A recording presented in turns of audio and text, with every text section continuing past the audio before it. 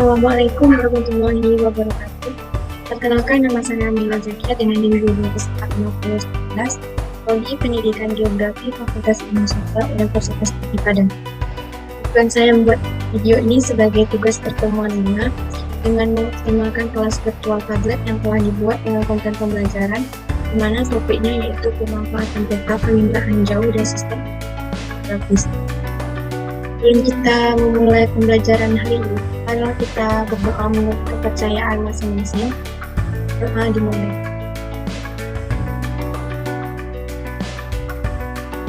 Setelah kita melaksanakan berdoa, selanjutnya yaitu RPP, Rencana Pelaksanaan Pembelajaran.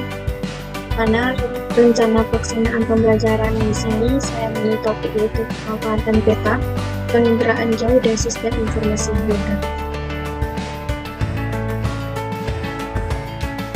Baiklah, saya akan menjelaskan tentang rencana pelaksanaan pembelajaran dengan materi pokok yaitu pemanfaatan peta, penginderaan jauh dan sistem informasi geografis dengan mata pelajaran geografi sekolah SMA Negeri 1 Foto.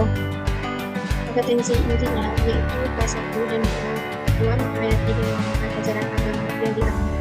Menghayati dan mengamalkan perilaku duduk, disiplin, santun, Igutoro yang kerjasama, toleran, dan damai. Selanjutnya kelas 3 yaitu memahami, menerapkan, dan menganalisis pengetahuan faktual, konseptual, prosedural, dan metakognitif berdasarkan rasa ingin tahu tentang ilmu pengetahuan, teknologi, seni, budaya, dan humaniora dengan wawasan kemanusiaan, kebangsaan, kenegaraan, dan peradaban terkait penyebab fenomena dan kejadian, serta menerapkan pengetahuan prosedural pada bidang kajian yang spesifik sesuai dengan bakat minatnya untuk memecahkan masalah.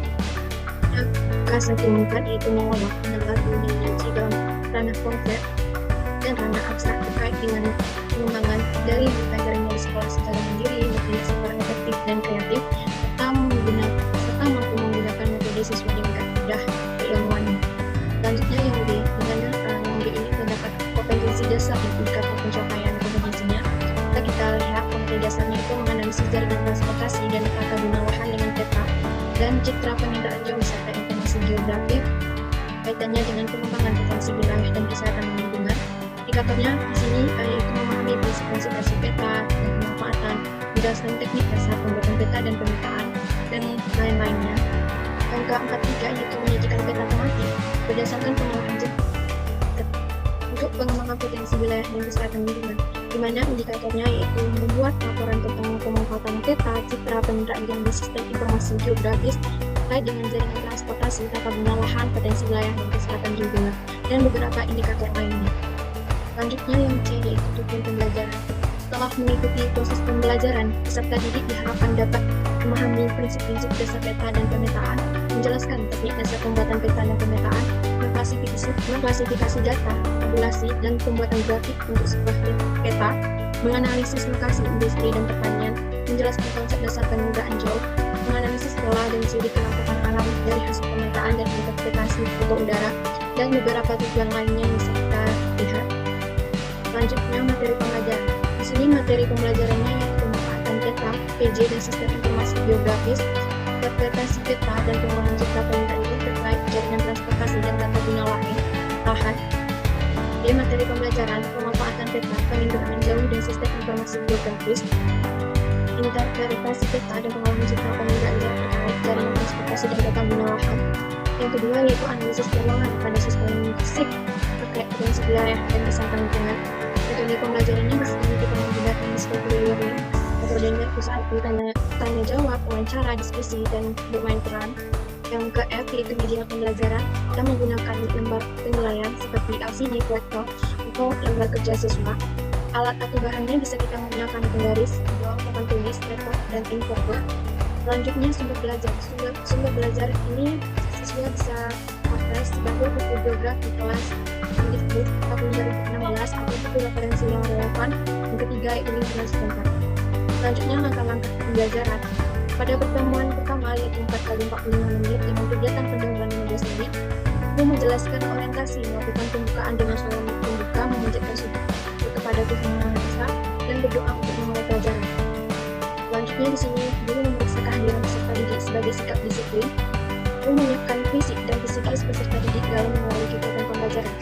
Selanjutnya PA Persepsi, kaitkan materi atau tema dengan kegiatan pembelajaran yang akan dilakukan dengan pengalaman peserta didik dengan materi tema atau kegiatan sebelumnya.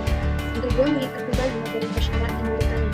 Mengajukan pertanyaan yang ada keterkaitannya dengan pembelajaran yang akan dilakukan. Bisa kita lihat selanjutnya demonstrasi pemberian acuan. Dan singkatnya yaitu simulation atau pemberian rangsangan. Kegiatan pelajarannya dapat kita lihat kegiatan literasi, menulis. Setelah saya lampirkan selanjutnya, bisa kita lihat pertanyaan atau lanjutan. Tahap selanjutnya itu penilaian hasil pembelajaran, yaitu penilaian observasi berdasarkan pengamat sikap dan perilaku peserta didik sehari-hari, baik terkait dalam proses pembelajaran maupun secara umum, pengamatan langsung dilakukan oleh guru. Keterangannya bisa kita lihat BS bekerja sama, jujur, tanggung jawab, ISS 2. Catatannya, yang pertama aspek perilaku hingga dan behaviornya suatu sangat baik, tujuannya baik, terlalu cukup, tujuan melakukan maksimalnya yaitu dengan sikap yang mulai dikalikan dengan kriteria 10 kali 400. Dan masih banyak lagi tentang RPP yang telah saya berikan.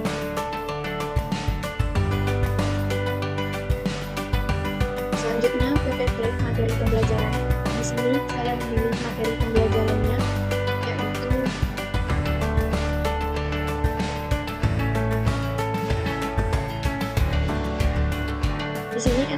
di sini PPT di mana materi pembelajarannya itu pemanfaatan peta penundaan jauh dan sistem informasi geografis.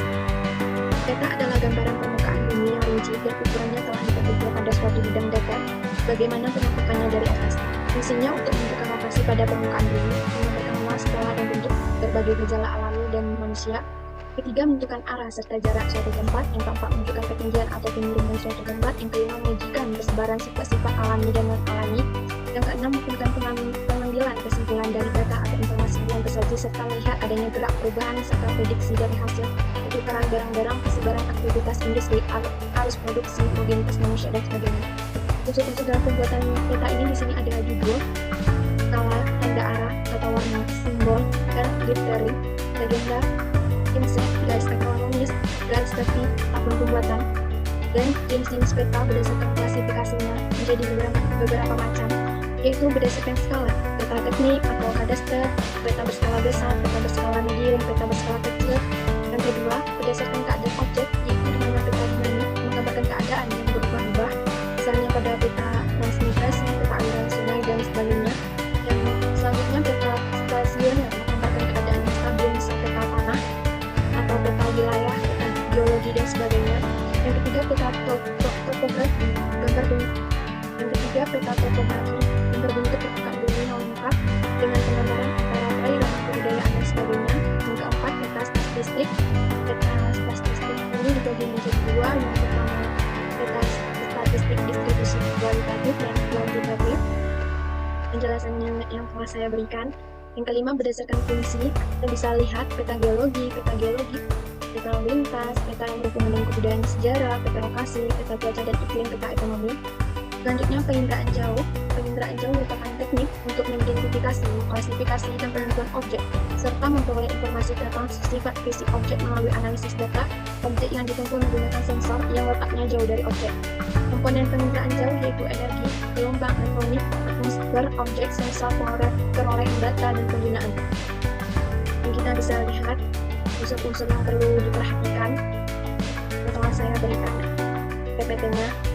Jenis citra udara bisa kita lihat seperti sensor, detektor, proses perekaman, mekanisme perekaman, spektrum elektromagnetik. Citra ini dibagi menjadi dua, foto dan non-foto. Citra foto adalah objek yang dibuat dari pesawat dengan menggunakan kamera. Selanjutnya, citra non-foto diambil dari satelit dengan menggunakan sensor. Bisa kita lihat ya. Selanjutnya, SIG, sistem informasi geografis. Pengertiannya, SIG ini merupakan sebuah sistem dan ada beberapa elemen penggunaannya. Jadi SIG ini bukan sebutan buat alatnya ya, tapi lebih ke cara kerjanya. Jadi sebuah sistem yang digunakan untuk mengolah data berupa informasi spasial atau peruangan. Tahap kerjanya memasukkan data atau info, pengolahan data, manipulasi, dan analisis data, hasil atau output. Komponennya bisa kita lihat seperti data, manusia, software, dan hardware. Komponennya sistem informasi geografis, perangkat keras,